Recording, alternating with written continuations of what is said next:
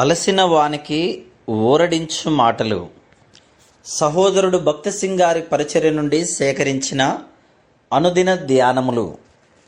April 9. ఈయన తన ద్వారా దేవుని యొద్దకు వచ్చువారి పక్షమున విజ్ఞాపనం చేయుటకు నిరంతరము జీవించుచున్నాడు గనుక వారిని సంపూర్ణముగా రక్షించుటకు శక్తిమంతుడై ఉన్నాడు. హెబ్రీ 7:25.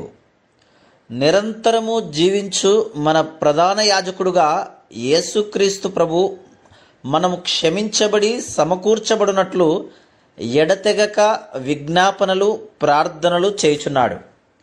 ఆయన మనలను సంపూర్ణముగా రక్షించుటకు శక్తిమంతుడు. అపోస్తలుడైన యోహాను తప్పిపోయిన వారిని గూర్చి, సువార్త కొరకు తమ ప్రాణములను కోల్పోయిన వారిని గూర్చి ఆశ్చర్యపడుచుండెను. వారిని గద్దించుట ద్వారా, బోధించుట ద్వారా సమకూర్చలేము గాని యేసుక్రీస్తు ప్రభువు యొక్క ఎడతెగని విజ్ఞాపన ప్రార్థనల ద్వారానే వారు సమకూర్చబడగలరని ప్రభువు జవాబిచ్చెను. నిజముగా మారు మనసు పొందినవారు ఘోరమైన పాపములో పడిపోయి అలాగే కొంతకాలం వరకు కొనసాగుచున్నప్పటికీ వారి హృదయములలో పరిశుద్ధాత్మ వారితో ఎడతెగక పోరాడుటను కనుగొందురు. వారు తిరిగి తన యొద్దకు వచ్చు వరకు ప్రభువు వారిని విడిచిపెట్టడు. తన ప్రార్థన ద్వారా ఆయన వారిని రాబట్టుకొనును. విశ్వాసులు ఇతర విశ్వాసులను విడిచిపెట్టవచ్చును, కానీ మన ప్రభువైన యేసుక్రీస్తు వారిని విడిచిపెట్టడు. ఒక శానిటోరియంలో హృదయం ఎంతో కఠినపరచబడిన ఒక రోగి కలడు. అతడు ఎవరైనాను దేవుని గురించి మాట్లాడిన ఎడల వినుటకు ఒప్పుకొనడు. ఒక వృద్ధురాలు నెలకొకసారి ఆ శానిటోరియంలో సువార్త ప్రకటించుటకు వెళ్ళుచూ ఉండేది కానీ అతడు ఆమె చెప్పునది ఎంతమాత్రము వినేడివాడు కాదు. ఆమెకు 10 సంవత్సరముల వయసు గల ఒక అమ్మాయి కలదు. ఒక రాత్రి కుటుంబ ప్రార్థనలో ఆ స్త్రీ అతని పేరు పెట్టి ప్రార్థన చేయలేదు.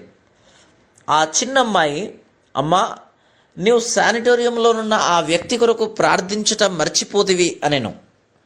అప్పుడు ఆమె, నాకు అతని కొరకైన ఆశ లేదు కాబట్టి అతని కొరకు ప్రార్థించవలసిన అవసరం లేదు, నేను మానివేస్తిని అని చెప్పాను. అప్పుడు ఆ చిన్న అమ్మాయి, యేసుక్రీస్తు ప్రభువు కూడా ప్రార్థించుట మానివేసనా అని ప్రశ్నించింది. తల్లి ఆ ప్రశ్నకు జవాబు చెప్పలేకపోయాను. ఆ చిన్న పాప నిద్రపోయాను, కానీ ఆ తల్లి నిద్రించలేకపోయాను. ప్రభువా, నన్ను క్షమించుము అని ప్రార్థించ మొదలుపెట్టాను. వెంటనే ఆమెకు అతని విషయమైన నూతన ప్రార్థన భారము కలిగెను.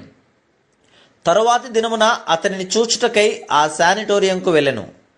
ప్రక్కింటి ఆమె, నేను కూడా నీతో వచ్చేదనని తన చిన్న కుమార్తెను తనతో తీసుకుని పోయాను. ఆ చిన్న పాప దారిలో కొన్ని పువ్వులు చూసి వాటిని కోసుకొనెను. వారు ఆ శానిటోరియంకు వచ్చినప్పుడు ఆ చిన్న పాప ఆ పువ్వులు తీసుకొని ముందుకు వెళ్ళి ఆ రోగికి ఇచ్చెను. అతడు ఏడ్చుటకు మొదలుపెట్టెను. ఎందుకు ఏడ్చుచున్నావని వారు అతనిని అడిగిరి. అతడు, కొన్ని సంవత్సరముల క్రిందట నాకు కూడా ఈ పాప వలె ఒక చిన్న పాప ఉండేది. ఆమె అనినా నాకు చాలా ఇష్టం. ఆ సమయంలో నేను దేవుని ప్రేమించువాడను, గౌరవించువాడను. అకస్మాత్తుగా ఆ చిన్న బిడ్డ మరణించెను. ప్రేమగల దేవుడు ఏ విధముగా నా కుమార్తెను తీసుకొనునో నాకు అర్థం కాలేదు. ఆ దినము నుండి నాకు దేవుడు అనినా బైబిలు అనినా ఆసక్తి లేకుండింది. అందుచేతనే ఆయన ప్రేమగల దేవుడు అని మీ పెదవుల నుండి వినుటకు ఇష్టపడేది వాడును కాను. ఎందుకు ఆయన నా కుమార్తెను తీసుకుని పోయెను అనెను. ఆ స్త్రీ అతనితో, నీ భార్య అంత మంచిది కాదు అని కొంతకాలం కిందట నీవు నాకు చెప్పినట్లు జ్ఞాపకం ఉంది. ఆమె పాపపు జీవితము జీవించుచున్నదని నీవు చెప్పితివి అనెను. అతడు, అవును చెప్పితిని అనెను. అప్పుడు ఆమె, నీ కుమార్తె బ్రతికి ఉన్న ఎడల ఆమె కూడా నీ భార్య వలన నాశనం చేయబడేటిదే. అటువంటి భయంకరమైన జీవితము నుండి ఆ పాపను రక్షించుటకే ప్రభువు ఆ పాపను తీసుకొనెను అని చెప్పాను. నేను ఆ విధముగా తలంచలేదు అని అతడనెను. ఆ దినమున అతడు పశ్చాత్తాపపడి దేవుని వైపుకు తిరిగెను. అతనికి తెలియకుండగానే ప్రభువు అతని పక్షముగా విజ్ఞాపనలో పోరాడుచుండెను. విశ్వాసులు అనేకులు అతని వలె వెనుకబడిపోదురు. వారు దేవుని ఆయన కృపను అవమానించుదురు. కానీ యేసు ప్రభు వారిని విడిచిపెట్టడు. వారి పక్షముగా ఎడతెగక విజ్ఞాపన చేయుచుండును.